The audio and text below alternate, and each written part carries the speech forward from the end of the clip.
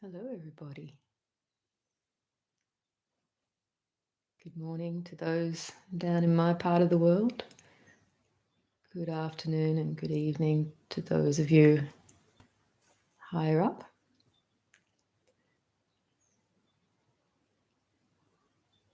Lovely to see some familiar names in there in the chat. Thanks for joining us today. I'll just do a quick check. Thumbs up if you wouldn't mind, if you can hear and see me okay.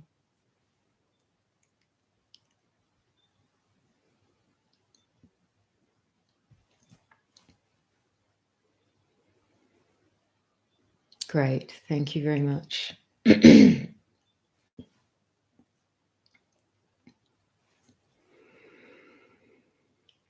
So this is our regular guided meditation, live guided meditation with Q&A. For those of you who may be new to this offering, I'll just mention that we start with the guided meditation, and I'll do that in a few minutes. Lately what we've been doing is turning the chat box off to help people just settle into the guidance rather than reading or engaging through the chat. And then when we finish the meditation, we'll open up the chat box for questions. So we'll leave that open for a few minutes for people's questions to come through.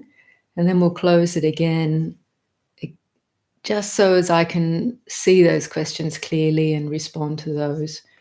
And within our time frame, if I get to the end of those questions, we'll open up the chat box again for more to come in. So keep an eye on that. That system's been working well the last couple of months. Okay, so wherever you find yourself is the right place for meditation right now. The right time for meditation, the right time for awakening. It's always here and now. Essentially beyond conditions. There's obviously some conditions that may be more conducive to the mind settling and opening and being present.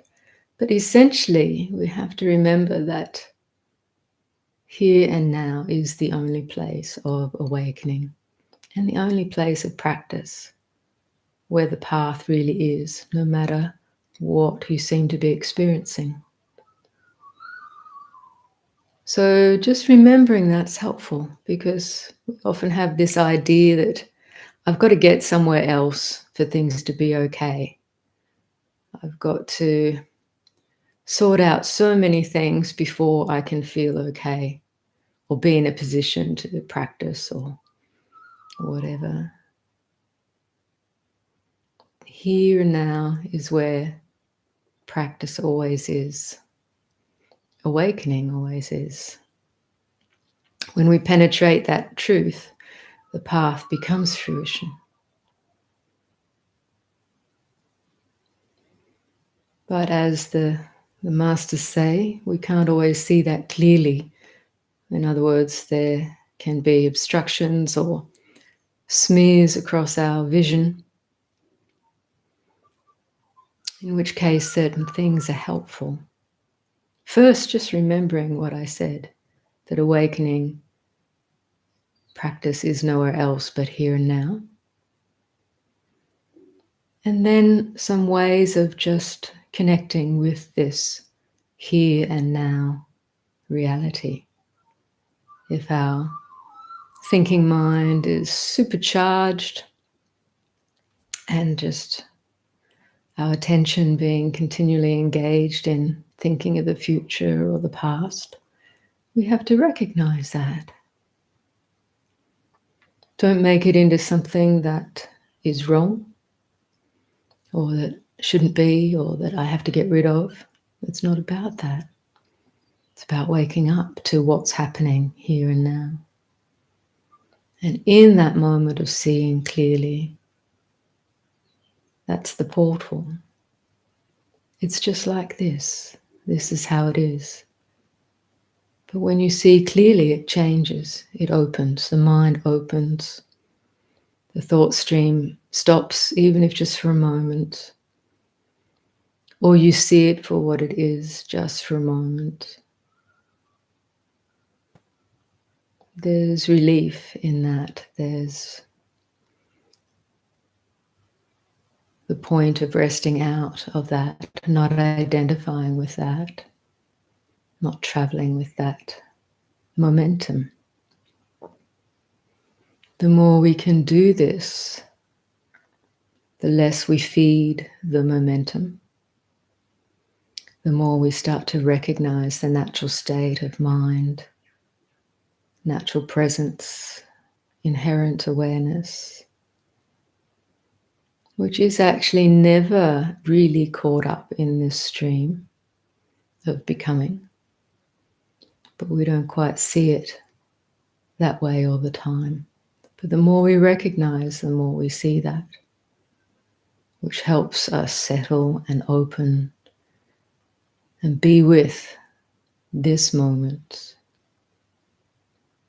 as it is in a more continuous way. So this is the gist of the practice. And as I said, we can use some ways, some means, some methods to help us settle in. So I'll guide you now. You can sit with your eyes closed or open slightly.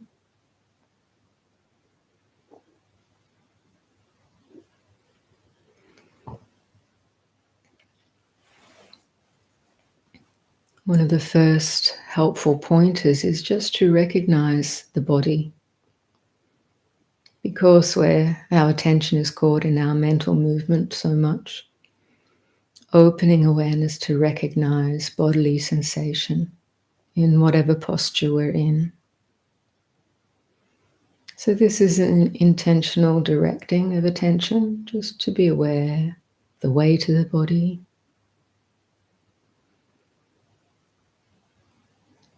the general mass of sensations that we call the body.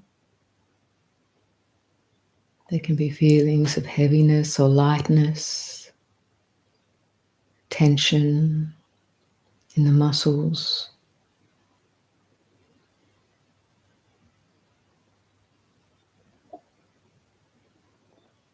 We may be aware of pain or discomfort in some part of the body.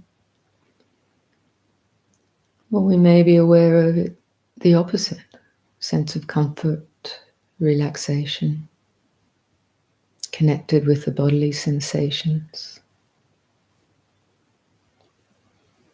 And then, of course, the sensations of respiration, the breath moving in and out of the body in this natural process.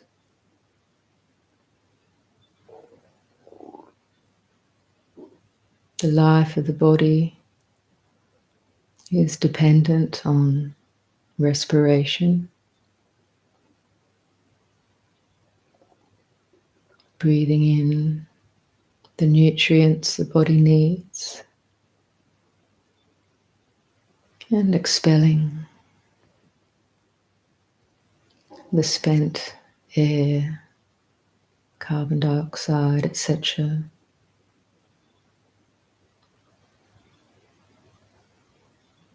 So just be aware of the movement of the breath for a few minutes, however you find it in your experience.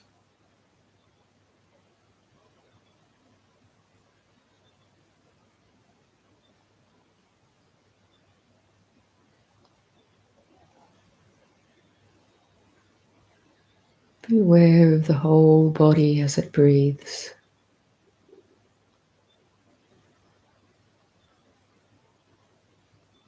And don't try to hold the breath or focus only on the breath. Just let it be to the foreground of awareness.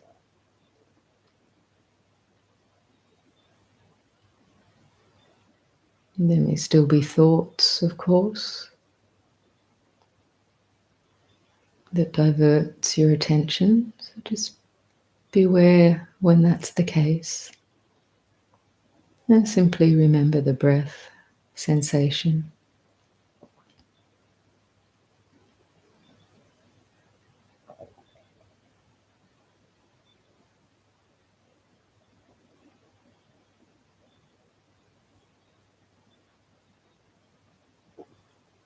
And so how is that breath sensation for you?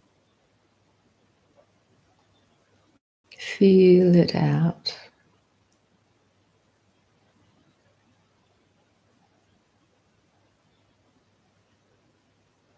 It's not to describe it mentally with words, but to just be with it, feel it.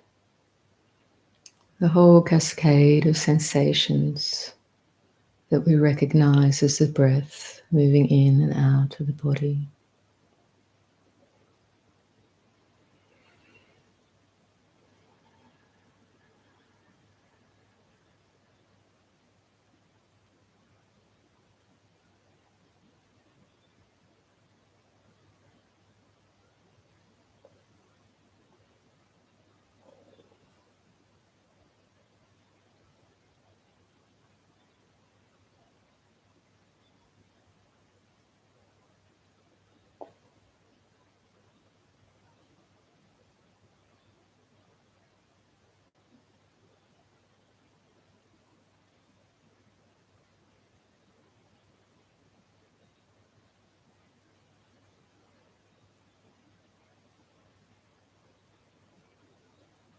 And how is this mind right now?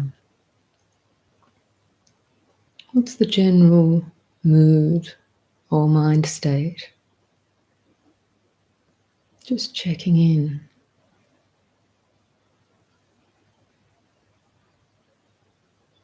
Does the mind feel relaxed and open? Or more contracted and tight or tense?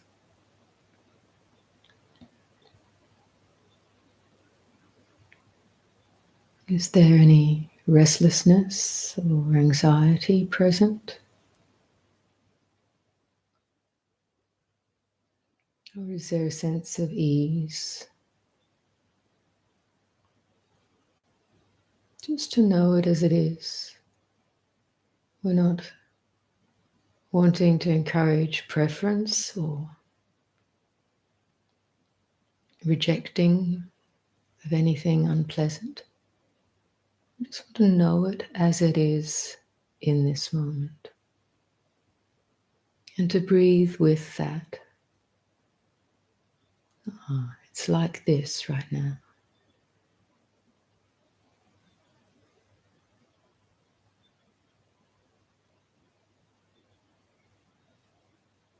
Neither hold on and feel pleased with a particular state, nor reject or feel displeased with any particular state. Even as we may feel one is pleasant, something else is unpleasant, just know it as it is and breathe with it. And without such push-pull,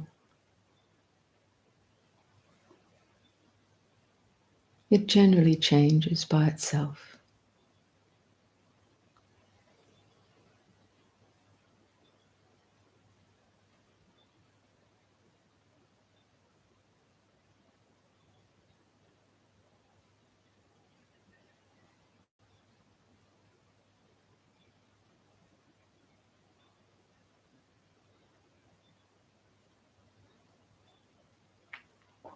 Now, quite often in the beginning of meditation and for most meditations, there can be a restlessness in the mind. It's just that momentum of the mind's energy caught up in thinking, projecting, looking for something to do, something to engage with. Perhaps the mind, we haven't yet learnt how to just be. Let the mind rest. Let the momentum of thinking wind out.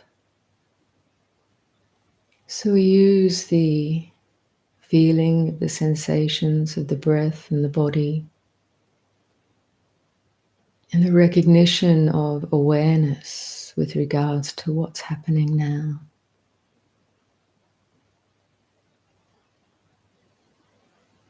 To help release the momentum of forward thinking and relax this mind and body. Just releasing momentum, recognizing what's happening is enough to allow the body mind to relax.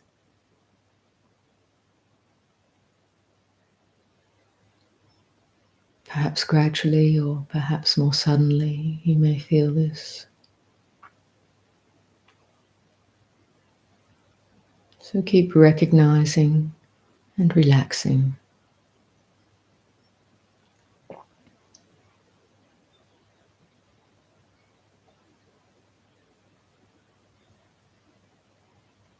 Without force, without attachment.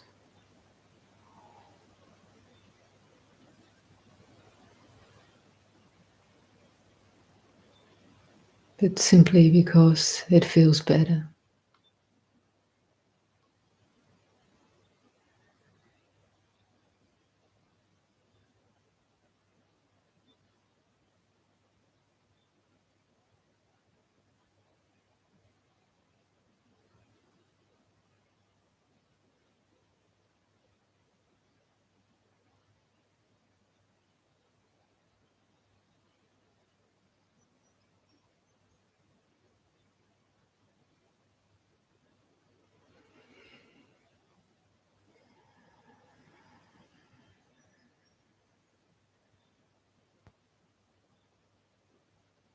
When you notice tension,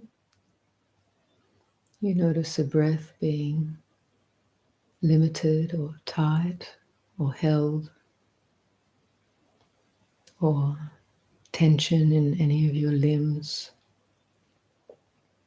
It's quite habitual, but when we notice it, we can let go and see this body-mind relax through that noticing and letting go.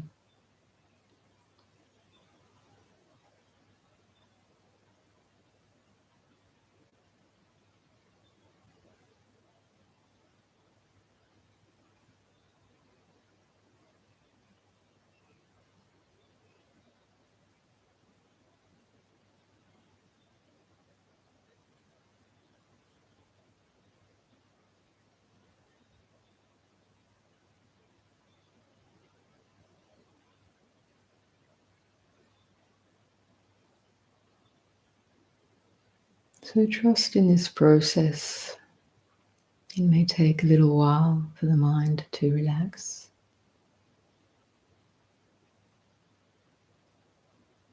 For attention to be more settled in the present.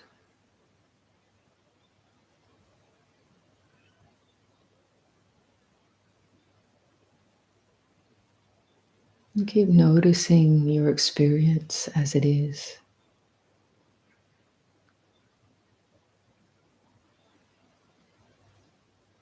Nothing to be rejected, just to be known, breathed with, and relaxed around.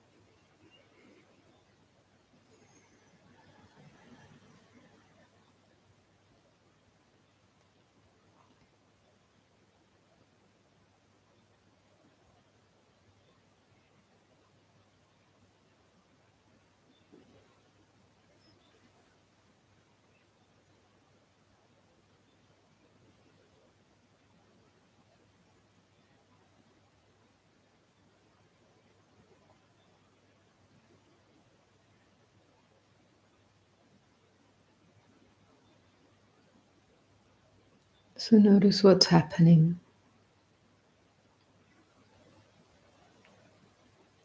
If there's still a lot of thinking, look into that. What is motivating the thoughts?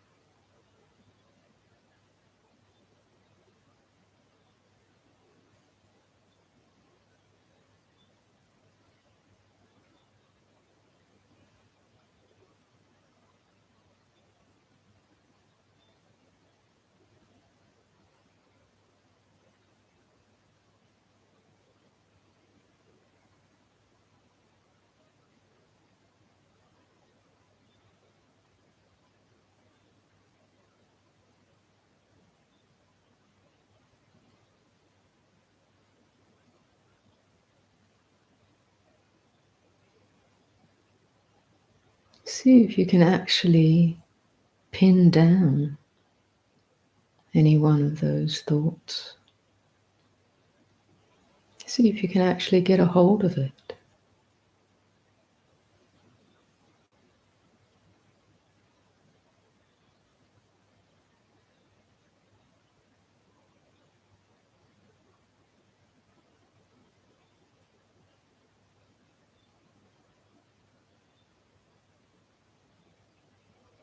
Don't they all disappear when you try to do that?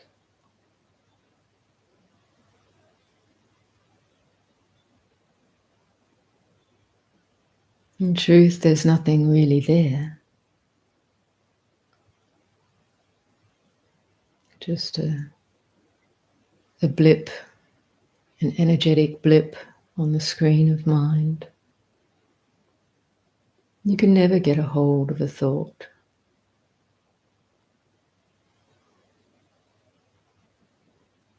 They're essentially completely empty.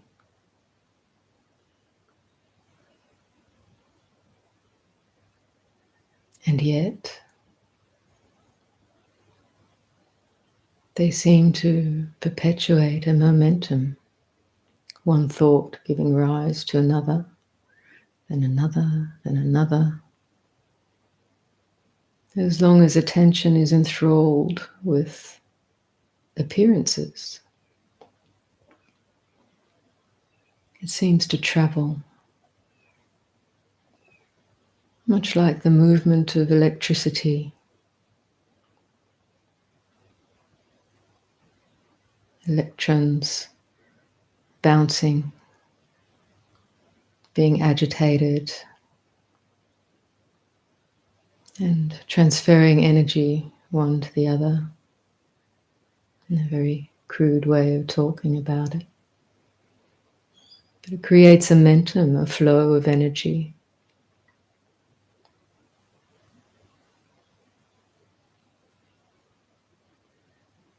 But if you see each thought, look right into it as it appears.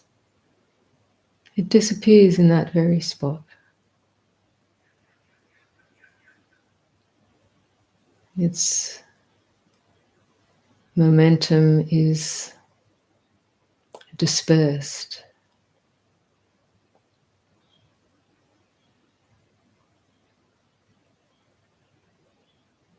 And one's attention, awareness is released.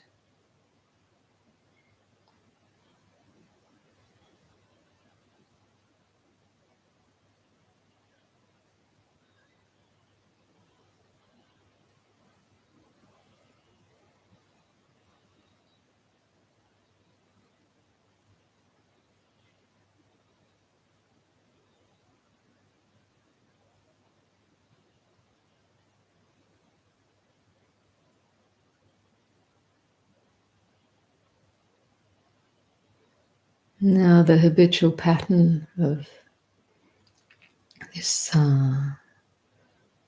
thinking mind, or the mind of mentality,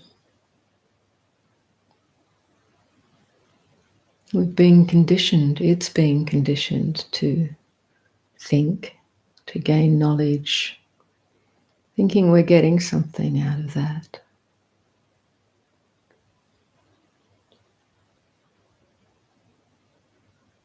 Relative knowledge is helpful and useful in certain situations, but a full-on compulsive addiction to it is not helpful. So with awareness and wisdom, we need to investigate the nature of thought, the momentum of mental conditioning,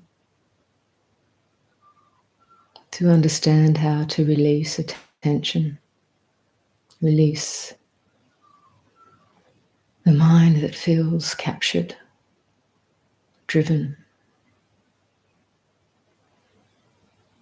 by that momentum.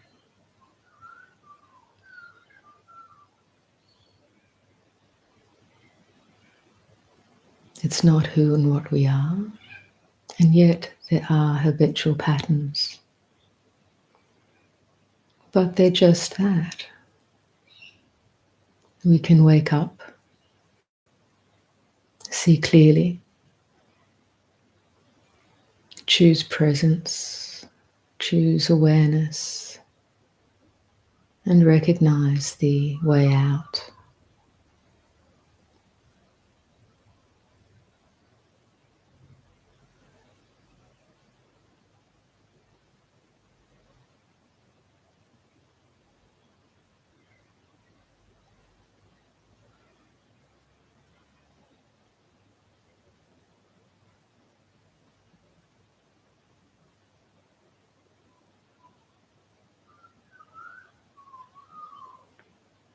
Then, whether thought arises or not,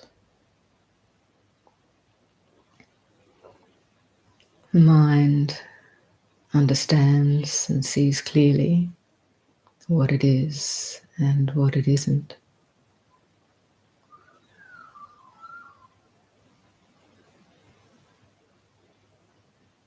It's a conditioned appearance.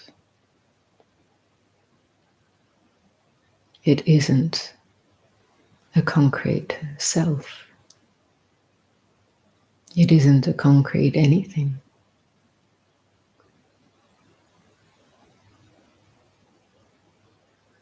And yet, there are appearances. But if we learn to see their true emptiness, we don't get stuck. We don't get sucked into the whirlpool.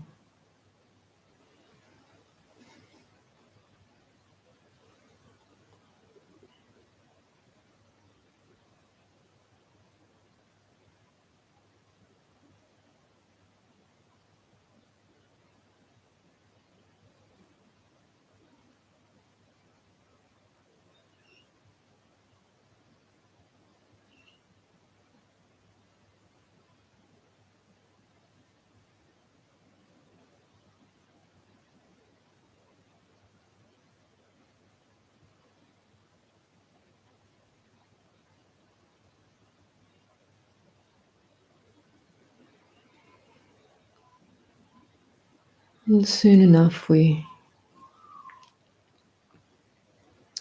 once we understand enough about what thoughts are, the mind releases more and more, gets rather bored with them,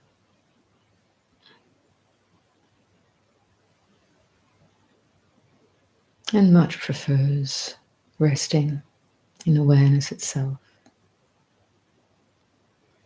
its true home, still fully present and responsive to the way things are, to the world, internal, external.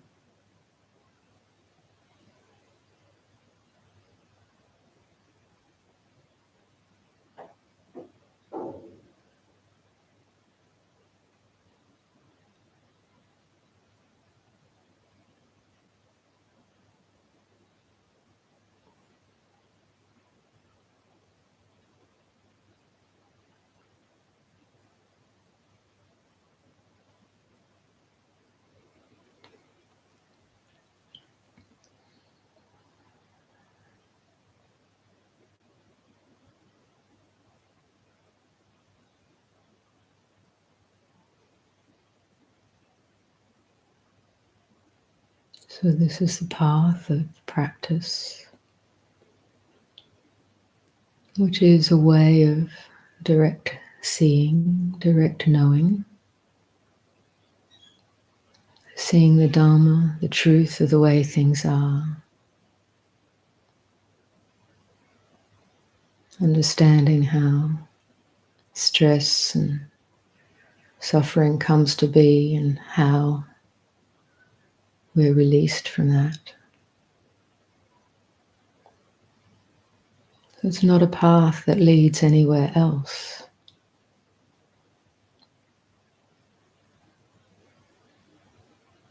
It's not a path that needs anything other than this body-mind experience to learn, to see.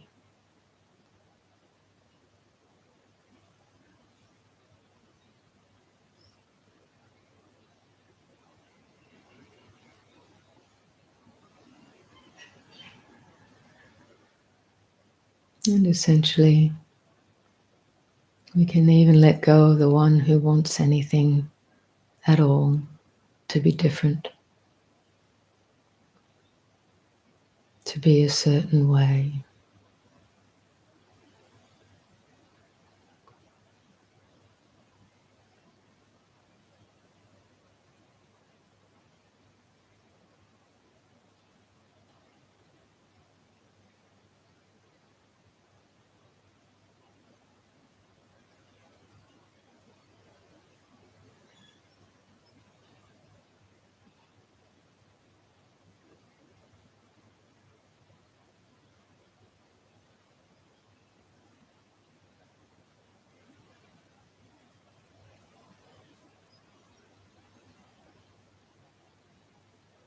Inherently within the mind, the heart itself, there is this wisdom, this capacity of wisdom and compassion.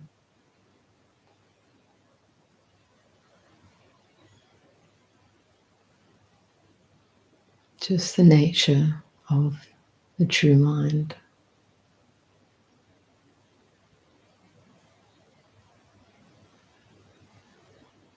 And we learn to trust that more and more.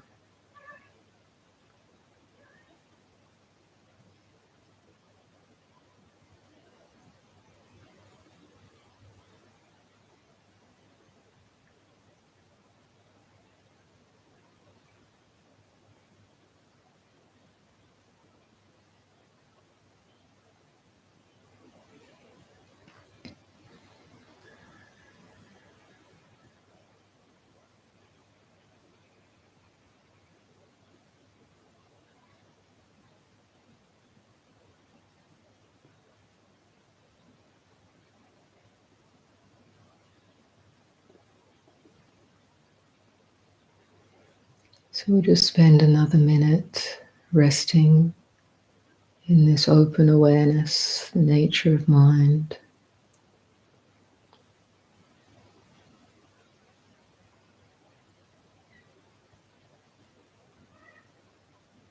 Not shunning any experience that comes and goes. Just knowing it clearly.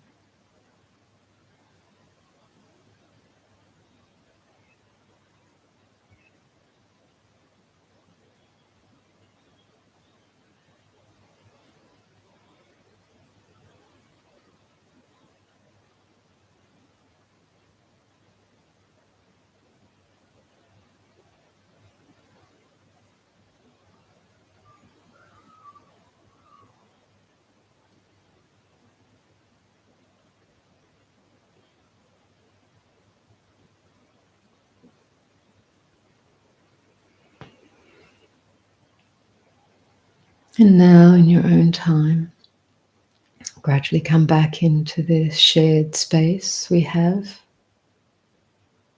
this connection we have across cyberspace. And we'll open the chat box and welcome in some questions. Happy to respond to anything that you wish to inquire about around particularly around the meditation experience and the theme of this practice and Dharma path.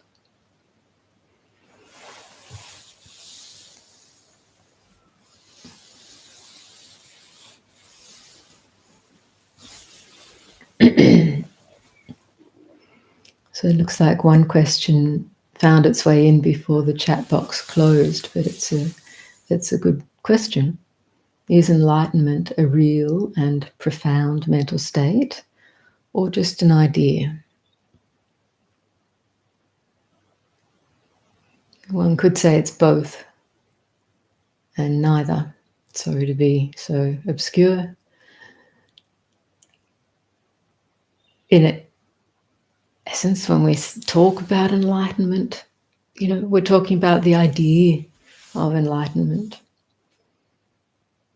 The word enlightenment, it's a label, a descriptor for something that, an experience that can be known. So in that sense, the experience that can be known, it is a profound, transcendent understanding, which is, for want of better words, because it's actually beyond description, it's very hard to describe. So every time we use words, we actually create more ideas about this reality. So just be aware of that. That's the nature of language, the nature of intellectual understanding. It can be helpful to clear up our confusion and our view, but if we attach to those words and concepts, we can get more confused, but also we can start to aim at a particular idea of what we think we need to get, and that's not the path. As you may have gathered from the way I talked about meditation in that guidance I just gave. So yes, it is a reality, enlightenment, as opposed to this idea of unawakenedness, which is a state of confusion, a state of stress and suffering. And we call this samsara because it has this, as long as there's no awakening, we tend to cycle with this stream of conditioned mind, led by thinking, conceiving, desire and aversion, delusion, and this momentum goes around. And as long as we're confused about that and identify with that, we seemingly travel with that. We call this experience samsara, which means endless wandering or cyclic suffering. So that's what we want to wake up to. Enlightenment, in some sense, is relative to this experience of samsara. We want to wake up to that, relax out of, understand what this state of confusion and stress is about, so as mind can actually release itself. Because understanding and clear seeing automatically releases the mind from that unnecessary suffering in this state of conditioned momentum and wandering. So we need that wisdom. We need to understand suffering. This is all in the Buddha's teachings around the Four Noble Truths. We need to understand what this condition is of suffering, how it's caused, how it comes to be, and how it can be allayed. And the qualities of mind and way of being we can cultivate to help release, allay that suffering. This is what we call the path. It all hinges around understanding what that actually is. To do that, we need to look at the mind. We can use the mind to observe the mind, and wisdom emerges from that experience, because when we observe internally or externally, we see causal factors. We understand how things come to be. This is natural in the way of nature in this conditioned world. So Enlightenment is the realization of the unconditioned, the true nature of mind, which transcends this identification with conceptual thoughts, conceptual constructs in their gross and subtle forms. But awakening, enlightenment is nowhere else. It's not something other than the true nature of mind. It's the clear seeing of true nature, transcending or penetrating the confusion, the layers of confusion that keep us bound in suffering. But when one has fully awakened, it is nothing other than true nature. So it's not some other thing that is gained. So I'll leave it at that, but you can read, there's many masters' teachings, or listen to Jayasara's recorded teachings of the masters, particularly some of the Dzogchen masters can, and also, the forest tradition masters make this very clear. It doesn't always seem clear to us in the beginning because of our conditioned ways of thinking. But the Buddha clarified that, working the mind, coming to understand these four truths, particularly being with the experience of suffering, only right there can we understand how it is dispersed. So we have to learn, as in this meditation, how to be with our experience. Because mind's been conditioned to run to the future or to pleasant things in order to assuage this feeling of discomfort or pain or anxiety, and that doesn't work, that doesn't clear things up. Okie dokie, coming back, quite a few questions have come in. Bodhidharma said enlightenment is nothing more than freedom from suffering. That's exactly what the Buddha said too. That is wonderful, but is there some mystical truth to be found that gives life meaning, or I am deluding myself? Well, this is actually quite mystical, that enlightenment is nothing more than freedom from suffering. If you experience that freedom from suffering is the ultimate mystical experience. There's tremendous wisdom and knowledge, understanding that emerges within that, and a profound, indescribable understanding of reality in the experience of non-suffering. So this is an example of getting caught in the concepts. What? Enlightenment, nothing more than freedom from suffering? There's got to be something more. You have to experience that. Go there. Even just you saying, is there some other mystical truth? I need meaning. That in itself is an idea that is entrenched in suffering. You have to practice a path to come to profound realization. You cannot just follow ideas. But of course, we all follow ideas initially until we realize their awakening is not in the ideas. But they take the mind to a certain point. Ideas, playing with ideas helps us to clarify our view in the beginning.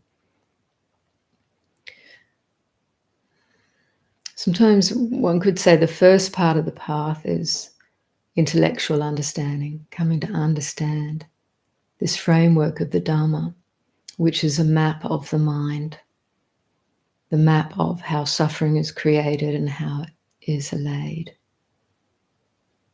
Once we get, it's like studying a map about, you want to take this journey, you want to walk across Australia. You could just set out if you want, but it's a little bit silly, but you probably die in the desert and get confused about north, south, east, west. But if you study a map first, it can actually give you some orientation and some good sense about the territory.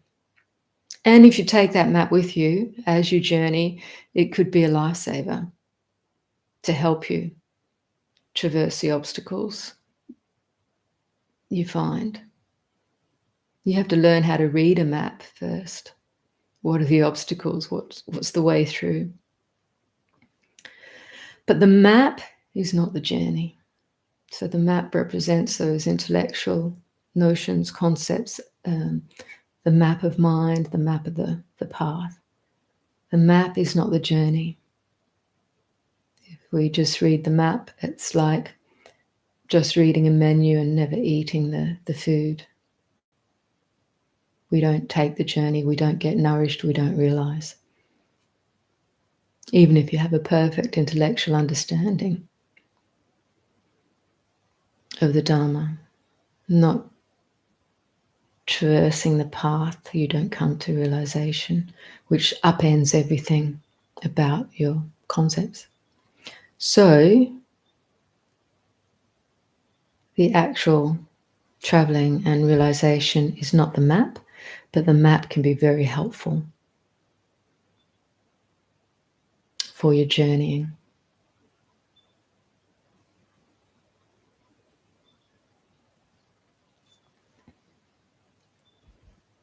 Just a comment. My mind chatted the whole way through. I allowed it, didn't fight it, couldn't stop it. Very good. And you can just contemplate the result of that meditation. It chatted. You didn't fight it. And you realized you couldn't stop it. So how was that for you? Is mind only thinking, or is it also will and feeling? So yes, so mind is a very broad, it covers a very broad spectrum. And it is, this word mind is a translation, English translation of sometimes different words within the original Pali or Sanskrit or Chinese that's recorded, the Dharma. So when I talk about mind, in most senses, it's the whole. It does include, like will and feeling are mental factors. Mind is mentality. So it's not just, say, the blips of thought. There is will, intention, there is feeling. But these things all are connected. When there's thinking, feeling, will is there and feeling is there too. It's like discerning, so if I'm holding up a green apple, we call it an apple, but we can discern the greenness, we can discern the roundness, we can discern, if we bite it, we can discern the crispness and the flavour. So all of these are the apple and they're interconnected. So in the same way, when we talk about mind, we can also talk about all the mental factors that go along with that. So thinking, when we talk thinking, we can talk about the discursive thoughts, and they're the ones that kind of internally verbalize themselves, like you hear yourself saying something to yourself, or you're recollecting how someone else said something. So this is what I call discursive thought. And then there's a level of thought which doesn't actually appear in words so much, but it is more on the level of an energetic appearance. So this is also thought, but it's not necessarily explicit to the point of discursive yet, but it's still influencing the mind. There's even a subtler level of thought, which is just the movement of attention, we could say, being drawn to things, or the labels of perception, the conditioned perception where we've learned to recognize, say back to that apple, we've learned to recognize a particular color and call it green, particular shape and call it round, a particular visual object we call an apple. We learn how to describe a sensation as crisp or a flavor as sweet or sour. These are learned labels, so they're also thoughts. So the more you look into the mind, actually you come to see that all the subtle movements are movements of thought or conceptual movement or mentality, whether interconnected, you can discern the different factors, or just that simple movement. It's like the energetic blip of mind. It's possible to be aware of such blips appearing and disappearing. So there is that which knows the arising and ceasing of thought, feeling tone, sensation, physical sensation, feeling tone of pleasure, pain, body or mentality.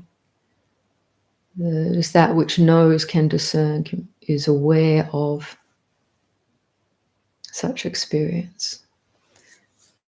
So this is central to our practice, to our learning about this mind and how suffering emerges.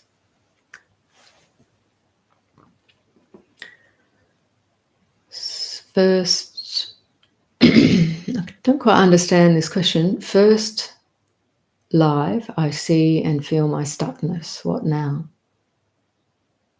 So you might be saying, so my first time tuning in live, I see and feel my stuckness. What now? So just that stuckness, is that there now? Do you feel stuck now? If you do, then just breathe with that. But maybe it's not there right now. Maybe that's a memory of something you experienced in the meditation. So know that as a memory. The experience is not here right now.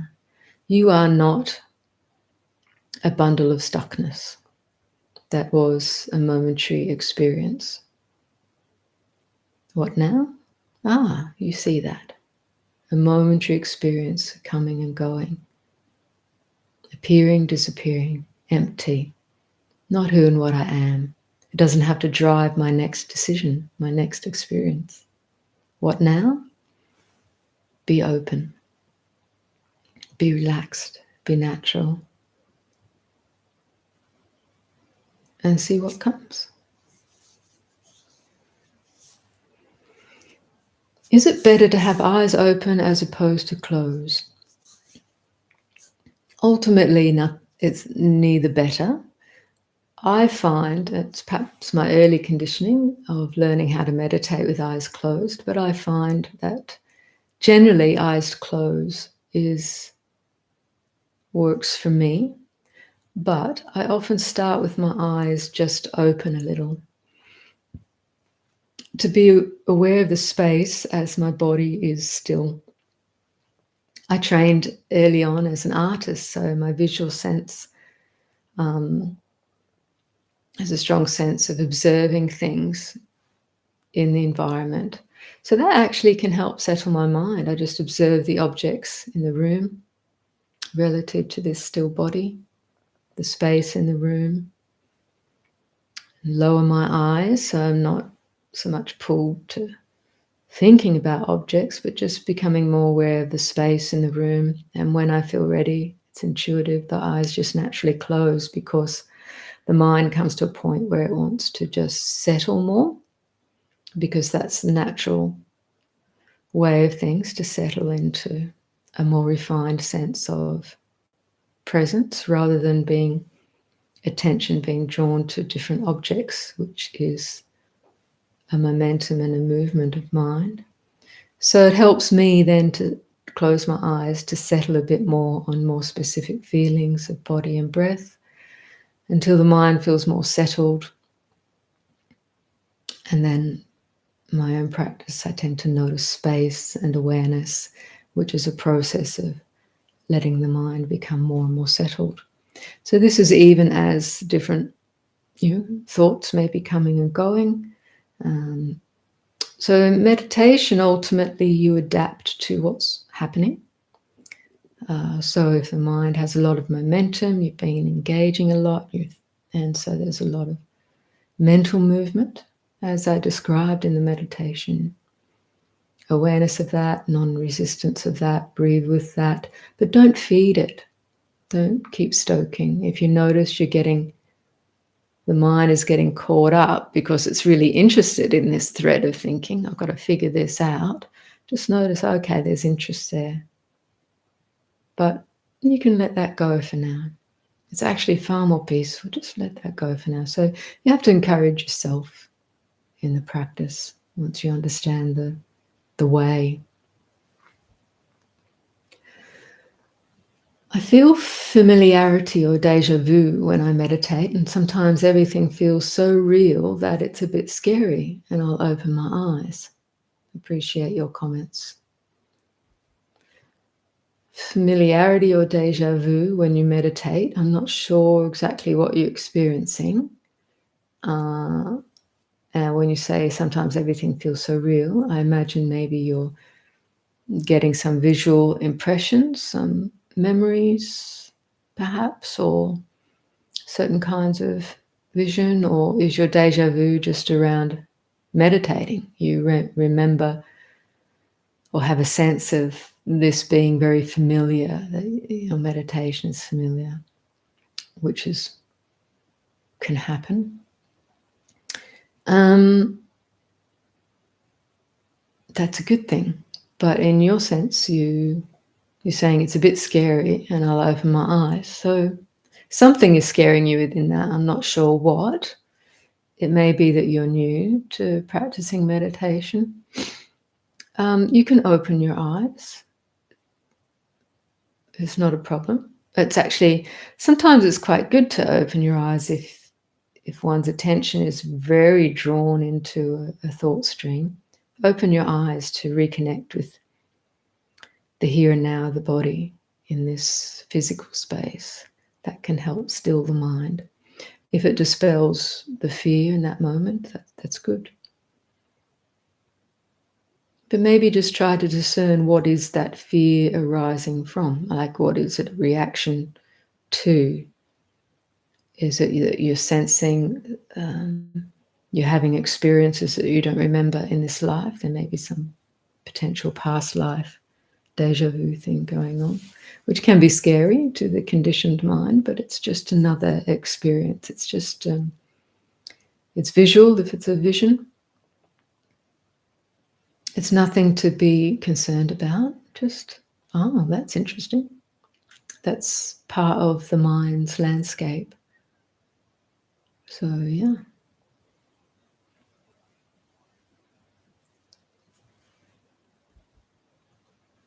Can metta be performed from a non-dual perspective? Well, the essence of metta from a non-dual perspective is that the heart is intrinsically compassionate, intrinsically loving in its natural state. So that's really the non-dual metta, is this natural compassion, natural lovingness, not contrived, not created, not owned, beyond subject-object. So therefore not even directed, but just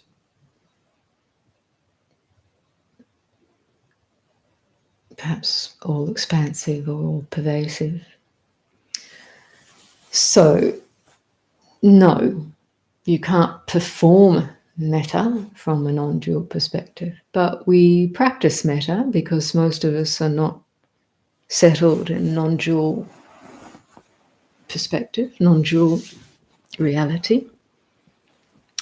So metta is a method or a helpful cultivation of mind to relax and open and to reconnect with true nature.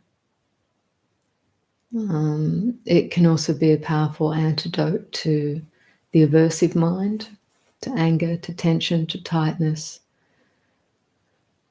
antidote to suffering itself. The essence of metta is openness and acceptance, non-judgment, all of which are qualities, when introduced, release the mind from suffering, from conditioned suffering. So I hope that answers your particular inquiry.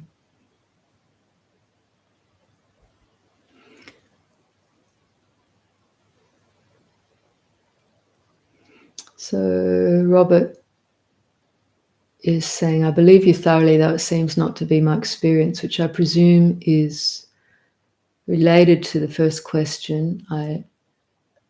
I see and feel my stuckness. What now? Okay, so that means that when you're saying it's not your experience, because I said, are you stuck now? It seems to be that you're saying, I still feel stuck now. So just be with that. What is, inquire into it actually, what is this feeling of stuckness? So it can be an experience which we conceptualize, and then we actually get stuck on the concept, I am this, I am feeling this, and I'm feeling it all the time. So you need to inquire, what is this feeling of stuckness? Is it here now? Inquire, where is it? Do I feel it in the body? Where do I feel it in the body? See if you can actually locate a place in the body where you feel this stuckness, what you're describing as stuckness. And maybe you can find a place in the body that feels tight, that feels stuck. This is your inquiry to perform. So with mindfulness, just move through the body to find, is there a place in the body where I feel this stuckness more? And when you find that place,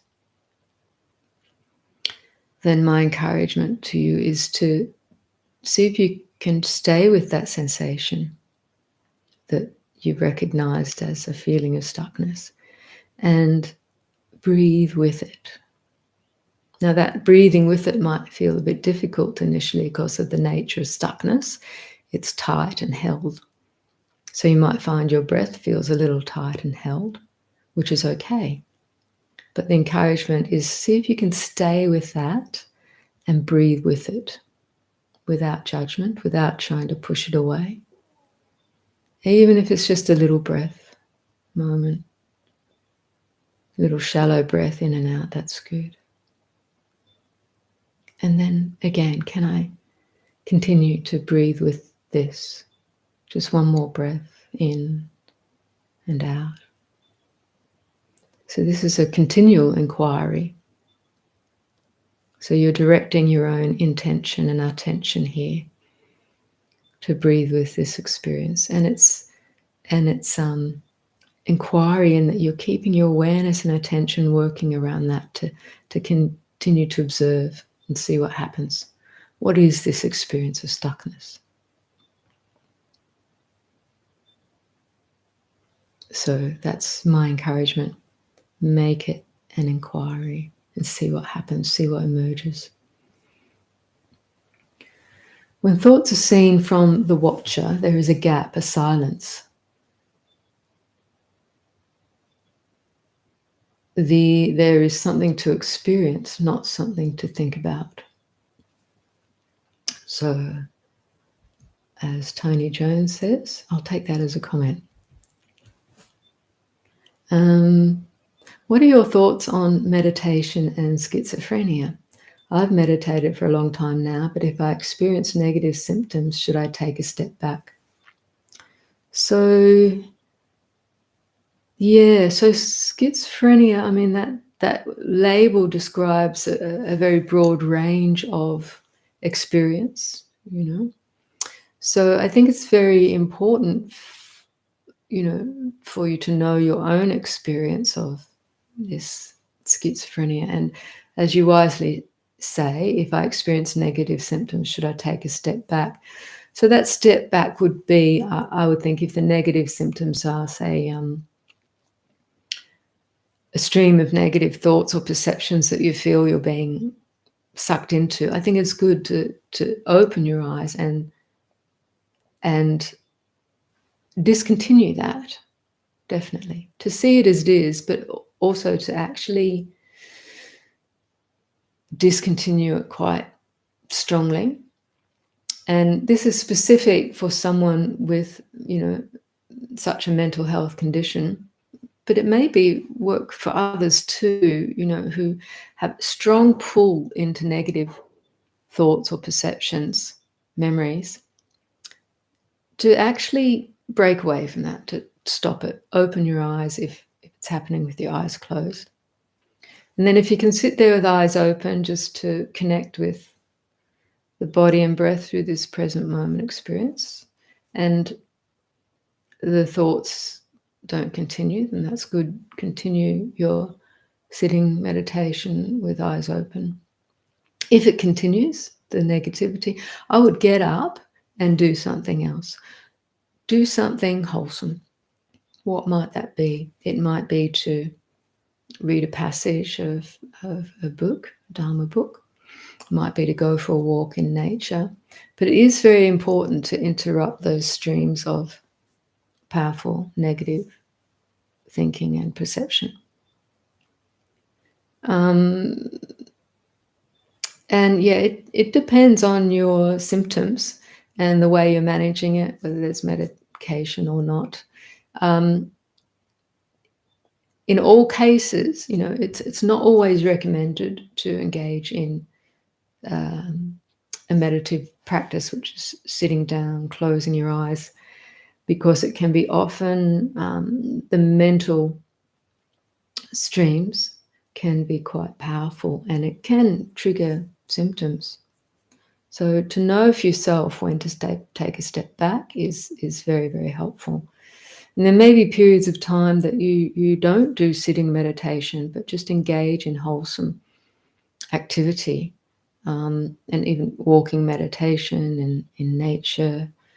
Do things that help you relax, to feel good, and cultivate the virtues, sila, dana, sila, generosity, helping others.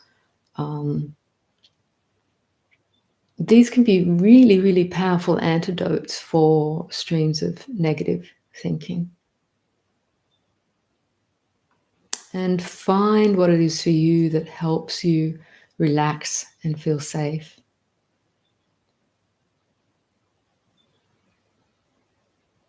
What environments are supportive.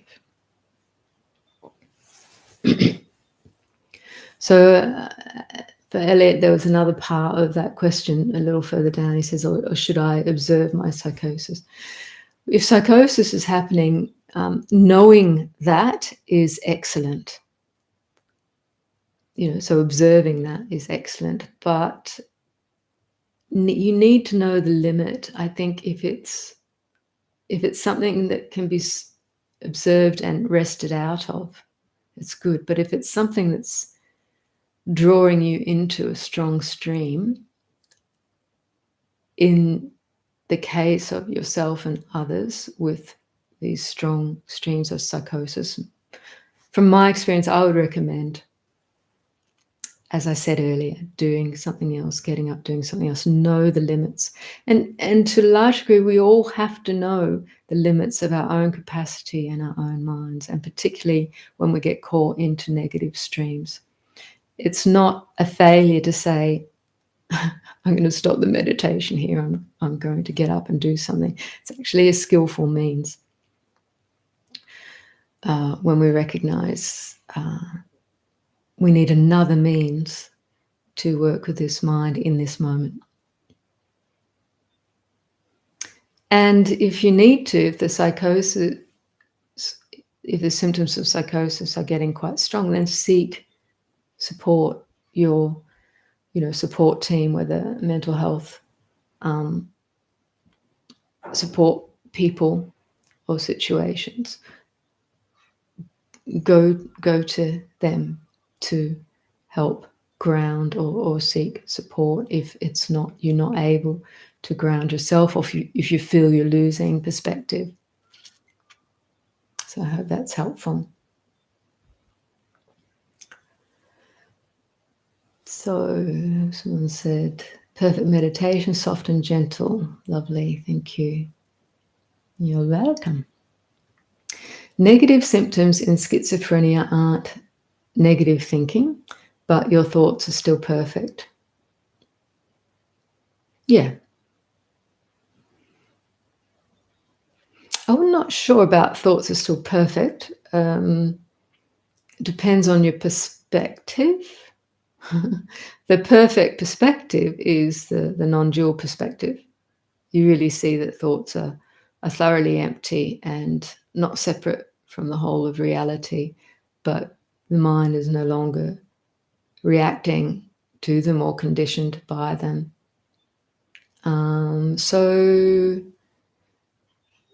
by the negative thinking is really thinking that's what I'm talking about, negative thinking. I think what Elliot described as negative symptoms, it's a stream, a momentum that's taking you into dukkha and darkness. We can still observe this and we can know it clearly, but often we get pulled into the whirlpool and don't know it clearly, and it can perpetuate suffering in an unnecessary way. And, I speak from experience when I look back on my own way of practice and experience. When we don't have that clarity, we can get caught into whirlpools of suffering that ultimately are quite unnecessary.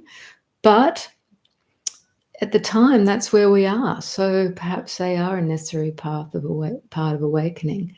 But looking back, I can see that if I had more clarity, I would have been able to step out a little sooner. Now, that might be, silly to say because of this retrospective view, but there's a wisdom in it, because if our view is not clear, we can often be helped by those who can help us get that clear view to relax out of suffering. Because it's the unclear, confused view that keeps us bound there. Okay, I find I'm not wanting to meditate. Earlier I used to, but lately am resisting. Am I just lazy or something else happening? Well, that's for you to know. I don't really know if you're being lazy or something else is happening, but you're noticing that you're not wanting to meditate. But you do say that lately I'm resisting. So that's a key to look at. If you recognize resistance, whether in meditation or daily life, not meditation, what's resistance? So that's something to investigate, look into. You don't have to do it through meditation. Just notice right there when you notice you're resisting. Say, what's that about? And same instructions I mentioned earlier. Go find this feeling of resistance. Where is it sensed in the body? Explore it. When you find it, breathe with it. It'll teach you. It'll show you. It'll tell you. It'll reveal itself to you if you're able to find and put your attention there. Your understanding will arise as to what's going on. Thank you for your offering. Then following you from the beginning in your videos are an essential touch point in my path. Very good, you're welcome. Hello, Florence, Italy. I think I visited Florence in my early days, loved it. I do find meditation hard as it leaves me with my own thoughts which bring me down. I used to gain peace, now I'm older, I find it harder. I like reading, it calms me. Is this a form of meditation too? It can be. It's a skillful means if the reading calms you down. I would look at, well, what kind of reading? If it's novels and it calms you down, that's okay too. Is it reading Dharma? That also helps calm you down. If it's reading Dharma, then what I find reading Dharma or listening to Dharma, it gives rise to an active contemplation. So that becomes meditation. That is meditation, because the mind starts to look at itself, starts to contemplate what it's reading, what it's understanding in reality, in this moment. This is meditation. If it's reading a novel about, some created story, that's really going with the story that's happening in your own mind. So I wouldn't necessarily call that meditation. That's like imagining. It may still calm you down, and in some cases it may be a skillful means if it's helping bring you out of anxiety. That's a skillful means, and when the mind is calm, you can apply your mind then in other ways that are even more skillful, like reading the Dharma and then contemplating your own mind. So you have some insight here. You say, I do find meditation hard. It leaves me with my own thoughts which bring me down. Now that indicates your own thoughts are bringing you down. So the flavor of the thoughts, perhaps they're painful memories, perhaps they're thoughts laden with self-judgment, perhaps they're thoughts laden with anxiety of the future. Ultimately, it's good to know this, because these thoughts or perceptions aren't who and what you are. And that's what we really need to see in order to ultimately be released from them, to see right through them. They're just conditioned patterns. So, Dee, I don't know if you've found my series of meditations on working with challenging emotions. It's on our website, vivekahermitage.com, under the resources. But if you haven't found them, I'd encourage you to go to those and listen. Because there's some good tips there about working with thoughts that bring us down and how to come out the other side, how to see through them.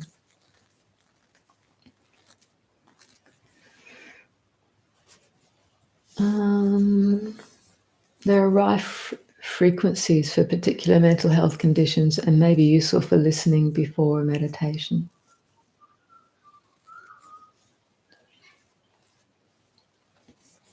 So I think you're suggesting something rife. I'm not sure if that's a misspelling of something, but there are certain frequencies for particular mental health conditions which could be listened to before a meditation, which sounds interesting. You might clarify if that rife frequencies or so sound frequencies, I imagine, like recordings of particular frequencies, which might help. Carlian says, I notice I still need like guided meditations. Well, I still enjoy some guided meditations too. Most guided meditations I can't listen to. But some, like many that Jayasara produces from the wisdom of the masters, I really enjoy. And this is also skillful means. And for those who are practicing meditation, beginning, middle of the path, make good use of guided meditations. And that earlier question about schizophrenic tendencies, that's actually a very good thing.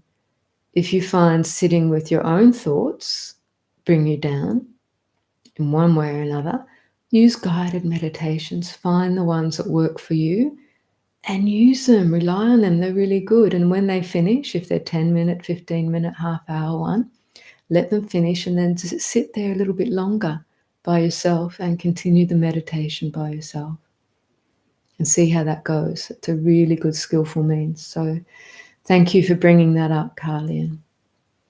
Especially, when the mind's in a strong momentum of thinking and busyness, it's a good way to turn it around. I still use that,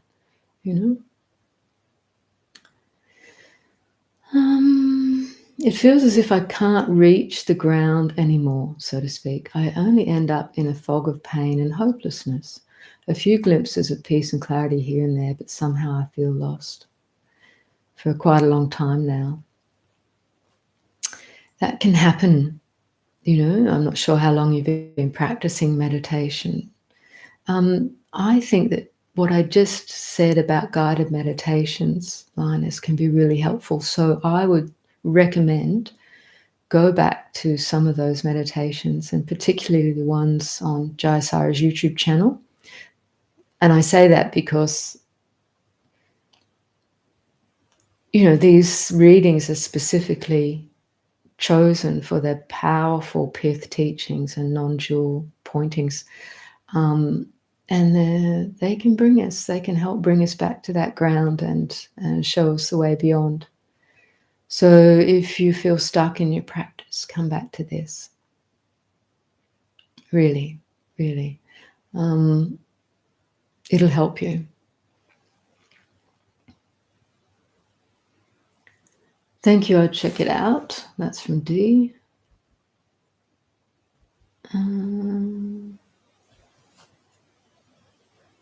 From group Dr. Rife, also Tibetan singing bowls. So that's clarifying the frequencies mentioned earlier for particular mental health conditionings.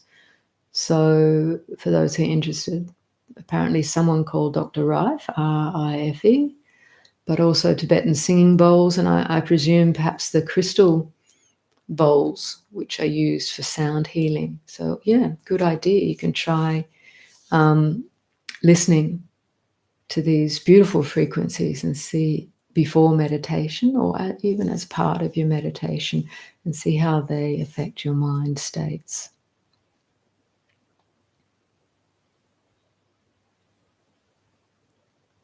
Terrific. Well, where are we at? That comes to the end of this particular question stream. So we've been online for nearly 1.5 hours. I'm probably going to finish up here today because, again, I have somewhere else to go to in not too long a time. So we'll open up the chat just to reconnect and say goodbye. And or Sarah might have already opened it, which I think she did. So thank you all for joining me, and a shout out to Dharmiko. Lovely to see you today, or see your icon, but know that you're out there listening to this, or we're at the beginning at least. And yeah, thank you to everyone for your questions, for your attention, for your practice, for your interest in the Dharma. And bring your heart into the world, it cannot be anywhere else anyway, but just saying that the Dharma isn't just about our own practice and meditation, it's about everything in our life, all the people in our lives, everyone we connect to, and everyone, all beings in the world, whether we feel directly connected or not. Our way of being is connected. And if we bring the fullness of our true nature to the fore, and this is the sharing of the love, the compassion, and wisdom will grow naturally. So trust this and use whatever resources you have to continue clarifying that understanding. Okay, take care, everyone, and Jai Sara will be on again in, I think, 3 weeks for the next live guided meditation and Q&A. Thanks all. Take care and bye for now.